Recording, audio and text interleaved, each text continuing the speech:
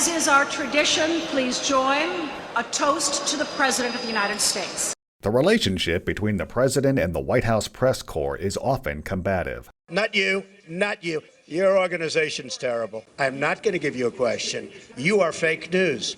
Yet, presidential speeches often produce historic moments. Ask not what your country can do for you. Ask what you can do for your country. Read my lips. Today, we've had a national tragedy. 2 airplanes have crashed into the World Trade Center in an apparent terrorist attack on our country. But there is one time of the year the mood lightens, when the president and reporters actually get along just for a few hours at the White House Correspondents Dinner. I'm really excited to be here tonight with the only group of Americans with a lower approval rating than I have.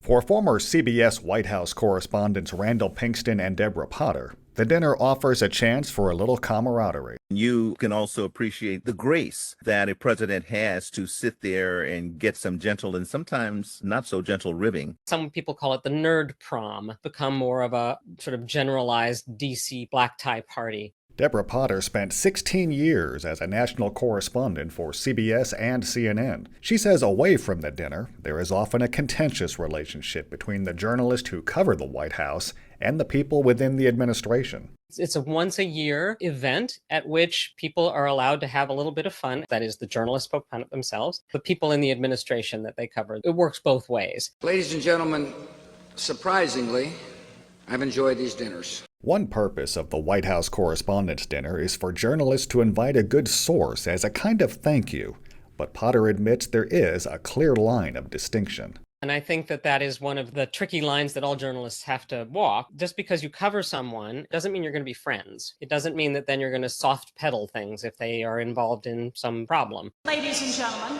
the President. The first dinner was held in 1924 with Calvin Coolidge. George Condon, who has covered 10 presidents, is writing a book on the history of the White House Correspondents Association. Condon says Coolidge gave such a boring speech. It set the tone for future dinners to have comedians and musical acts as the presidents wanted to have fun. It happened by accident, but it ended up being a tremendous lure for other presidents because they didn't want to give a speech. Franklin Roosevelt, famous for his radio fireside chats, delivered his first White House Correspondents' Address in March of 1941. It was more of a speech with subtle humor than the comedic roast we are used to today. FDR said this dinner differed from his weekly press conferences. For you cannot ask me any questions tonight. John F. Kennedy was considered by many our first television president. His charisma and humor made him a natural at events like this. At the 1962 dinner, Kennedy poked fun at the press for having tough assignments, like covering his activities while on vacation. When correspondents are required to leave their families for long and lonely weekends at Palm Beach. From its inception until the early 1960s, the association was all male. That changed under President Kennedy and a trailblazing female correspondent, according to former CBS White House correspondent Peter Mayer. Helen Thomas of United Press International very wisely and bravely lobbied President John F. Kennedy. He threatened to boycott the dinner because of the exclusion of women. A past president of the White House Correspondents Association, George Condon, reports for the National Journal and compares the dinner appearances of Kennedy and Lyndon Johnson. Kennedy came in and changed it. For the first time, a president gave a funny speech, basically threw out what had been written for him. It was short. It was very funny and self-deprecating. And he set the standard there. So LBJ thought he had to match it. And LBJ just absolutely hated the dinner. As you know, the relationship between presidents and the press has always been a very intriguing one, kind of a sort of a lover's quarrel. Media historians often note the ease of certain presidents in front of a microphone, such as Kennedy, Reagan, Clinton, and Obama. LBJ was not one of them. As some of you may have heard, I've had my troubles with the press. By the early 1980s, historians said the entertainment value at the dinners was so bad, the organization switched to having just one comedian as host. But noted President Reagan also put on a good show. It must be exciting, though, being a correspondent in a place where all the political action is. I understand ABC's having some budget problems. The news division has already laid off 3 hairstylists. The dinner is a time for journalists to be the butt of jokes, and they often deserved it, according to Deborah Potter, who covered Reagan for CBS. But Potter admits presidents were funny too. I will say that many of them appear to enjoy this evening, presidents, and they generally enjoy the mockery that is made of them. This is a night for kindness and conciliation. George H.W. Bush followed Reagan in office. It's the first time that I have ever been accused of keeping anybody awake. Many did not praise Bush for his ability to deliver a speech, according to Randall Pinkston, who covered the White House for CBS during part of the Bush administration. But I'll tell you, my impression of President Bush was that he had a comfort level whenever he spoke about any issue. If there was a competition for reporters to invite noteworthy guests, George Condon says Bill Clinton took it up a notch. Bill Clinton gave celebrities permission to attend the dinner. Bill Clinton loved Hollywood, and they loved Bill Clinton. And so you did see a ramping up. During some of his appearances at the Correspondents' Dinner, President Clinton spent more time poking fun at himself than the media. Now, many of you have been writing about my so-called stealth campaign for re-election.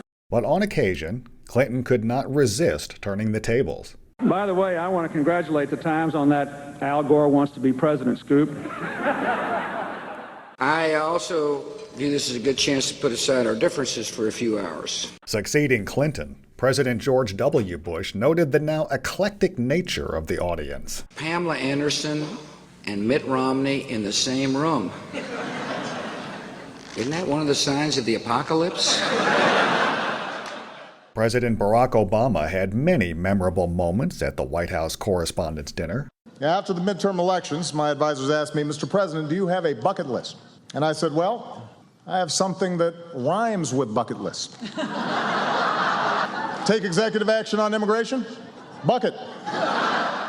Obama had fun, even roasting a future president who was in attendance. And Donald Trump is here.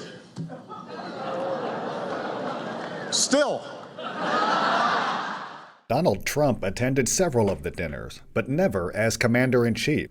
George Condon, who has covered the White House full-time since 1982, said Trump, by not attending as president, wanted to send a message. He knew he was going to be booed. He knew how tough an audience it is. He doesn't do self-deprecation very well. It doesn't come easily to him. And that's the humor that worked at these dinners. ABC is here with some of the stars from their big new comedy, Blackish.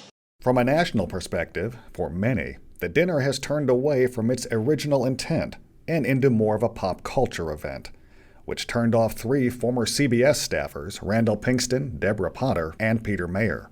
I think it's definitely the thing that makes people take note of the White House Correspondents' Dinner has little to nothing to do with the scholarships and the awards that are presented. My sense was that bringing people who were actors and actresses in Hollywood and folks who were famous for being infamous really just changed the whole tenor of the thing. I don't want to exaggerate, say they were trampling over each other, but you can imagine what it was like when George Clooney showed up. Everybody wanted to get a picture with George Clooney. Mayer, who has covered presidents from Carter to Obama, says it has now become more than about the dinner. It's an entire weekend. There are before parties, there are after parties at embassies, at ritzy restaurants and hotels.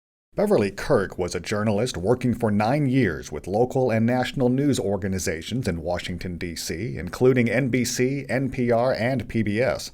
She never attended a correspondents' dinner, but did attend the after parties. Now she questions the real purpose for the dinner. And to have an evening where they can be with their sources, why is there this competition to see who can bring the biggest name Hollywood celebrity to the party? The White House Correspondents' Dinner gained a wider audience via radio and television, according to Dr. Kevin Williams, who teaches media and society at Mississippi State University and is an expert on popular culture. With C-SPAN starting to broadcast and trying to find an audience for it, I think that's a really kind of crucial thing to remember is that there is an audience for this that goes just beyond who's sitting in that room. Impersonating the president in recent years helped widen the audience, with comedians standing at the podium at the White House Correspondents' Dinner with Presidents George W. Bush and later Barack Obama. So I want to talk about some serious issues such as... Okay, here it comes. Nuclear proliferation. Nuclear proliferation. I'm a mellow sort of guy, and that's why I invited Luther, my anger translator, to join me here tonight. In our fast-changing world, traditions like the White House Correspondents Dinner are important. I mean, really? What is this dinner? And why am I required to come to it? With many of these impersonators receiving millions of responses on social media, Williams says it has given comedians a platform to promote themselves. Not only is it creating references in popular culture and giving us little sound bites that can go viral, I think one of the key things to focus here is that comedian understands that and is writing their content to get likes, hits, follows. There is an effort to restore the integrity to the dinner, according to Peter Mayer, a former officer in the White House Correspondents Association. Stephen Portnoy, who succeeded me as White House correspondent for CBS News Radio, is the president of the association, and he really worked hard to put the emphasis on the tradition and on press freedom. In the end, with all jokes aside, Presidents Reagan, Biden, and Obama all recognized what Mayer and Portnoy are referring: the power of reporting, from investigative journalism to giving a voice to the voiceless. I'm especially grateful for all your efforts to provide a vigorous, probing, and unbiased free press. Where the truth is buried by lies and the lies live on as truth. What's clear, and I mean this from the bottom of my heart, that you, the free press, matter more than you ever did in the last century. At home and abroad, journalists, like all of you, engage in the dogged pursuit of informing citizens and holding leaders accountable and making our government of the people possible. It's as important to America's trajectory, to our values, our ideals, than anything that we could do in elected office. While comedic political laughs get coverage, the White House Correspondents' Dinner is more than a roast. The association supports reporters working to cover the president, promotes scholarships to help the next generation of journalists, and educates the public about the First Amendment and a free press. For WMSV, I'm Terry Likes.